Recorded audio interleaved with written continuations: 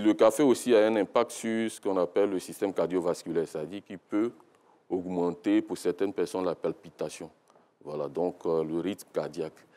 Donc pour ceux qui sont par exemple sujets à ces problèmes cardiovasculaires, doivent réduire, sinon éviter le café. Donc à part ces cas particuliers-là, je pense que le café, il est connu pour être bon pour les hommes. Alors, certaines personnes disent carrément que le café au lait est véritablement un poison. Bon, moi-même, c'est que ce matin, je me suis vraiment empoisonnée parce que j'ai pris le café, le lait, et puis j'ai mis encore des galettes dessus. Oui, ben oui. Ce mélange-là, est-ce que tout ce cocktail, non, sérieusement, aidez-nous, parce que finalement, on reçoit tellement d'idées. C'est vrai, vous nous dites, vous nous avez parlé de la constitution du café, du lait, a priori, ça pourrait se faire, mais on a ajouté encore des galettes et on est plein dans ce studio, il y a beaucoup de personnes qui le font. Dites-nous, est-ce que ce cocktail est conseillé? Le but visé, c'est d'apporter de l'énergie. Donc, par exemple, les galettes, c'est de l'amidon. Et l'amidon, c'est, si vous voulez, c'est la ressource qui apporte de l'énergie au corps. Le café, lui, va faire énergisant. Donc, on est toujours dans la même lancée d'apporter de l'énergie au corps. Donc, normalement, ça ne devrait pas créer de problème. Voilà. A priori, il n'y a pas de problème. Voilà. Il n'y a pas de problème. Donc, ce n'est pas un poison, en fait. Ce n'est pas un poison. Si ça devait être un poison, je dis bien si l'hypothèse devait être retenue, hypothèse parce qu'il n'y a pas de recherche scientifique, notamment au niveau de la toxicologie alimentaire, parce que c'est un volet aussi de la nutrition, la toxicologie alimentaire.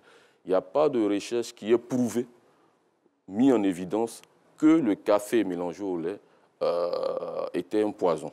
S'il devait avoir, si on devait retenir cette hypothèse-là que ce n'est pas bon pour la santé, c'est que dans le café, il y a des tanins. Et les tanins peuvent se combiner aux protéines du lait ou alors au calcium du lait et les rendre indisponibles lors de la digestion. C'est-à-dire, s'il y a un entremêlement, au moment de digérer, la protéine n'est plus facilement disponible, ou le calcium n'est plus facilement disponible. Donc, chez certaines personnes, elles ont un sentiment de quelque chose qui pèse sur leur ventre. Voilà. Mais en nutrition diététique, c'est au cas par cas. Voilà. C'est ça. Voilà. Donc, vous pouvez avoir peut-être une colopathie, un problème de digestion qui accentue donc, comme ça ne fait pas forcément la généralité. Voilà, on ne peut pas généraliser. Effectivement. Voilà. Alors, dites-nous, j'étais quelque part dans un pays du monde, il y a là, je crois, j'ai été choquée, il y a quoi, 10 ans. On a dîné. Après le dîner, ben, les gens ont pris du café. Je me suis dit, mais attends, eux, ils ne vont pas dormir. Pourquoi on prend du café après un dîner? Y a-t-il un risque à prendre du café juste après le dîner? Parce que les personnes avec qui j'ai dîné, là, ben, elles n'ont pas eu de soucis. Hein. Elles ont dormi, elles étaient à l'aise. Pourtant, moi, on m'a dit qu'on ne prend pas le café le soir. Alors, c'est juste de le penser ici, ainsi ou pas? Prendre le café au soir, je vais plutôt donner un conseil de nutrition diététique. Très bien. Voilà. Donc, le conseil, c'est qu'au soir, après le dîner, il faut laisser le tube digestif au repos. Voilà, parce qu'on va dormir. Donc, il faut le laisser se reposer et puis attendre au matin ou la journée pour prendre son café avec lait ou sans lait. Mais prendre son café avant d'aller dormir, c'est de faire travailler pendant que vous êtes en repos votre tube digestif. Donc, c'est à ce niveau-là que peut-être je vais réagir sans vraiment l'interdire. Voilà. Parce que dans le cas, par exemple, d'une veillée, les gens ont besoin d'être éveillés.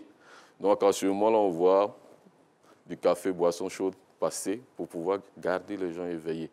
Donc, dans ce cas précis-là, ça marche pour tout le monde. Et dans le cas où vous êtes tranquille à la maison, vous avez mangé, vous vous apprêtez à aller dormir, il faut laisser le tube digestif se reposer. Mais on ne peut pas parler de café sans parler de chocolat, si vous le permettez. Parce qu'en Côte d'Ivoire, quelqu'un va vous dire « je prends mon café », mais en fait, ce n'est pas le café, c'est un abus de langage. C'est du chocolat chaud qu'il est en train de prendre. Est-ce que c'est bon aussi de faire ce mélange, justement, chocolat et lait? C'est toujours la même question. C'est-à-dire que dans la population, si on leur demandait, ils diraient qu'on n'a pas de retour, on n'a pas de problème avec ça. C'est ça. Voilà. Donc, normalement, pour les enfants qui le prennent au matin, c'est vraiment pour lancer leur journée. Au niveau de l'énergie? Voilà. Donc, il faut manger son petit déjeuner. Et pour les enfants, comme j'ai dit, il y a les caractères de goût. Il faut que ça goûte bon. C'est ça. Donc, le chocolat, ils aiment bien.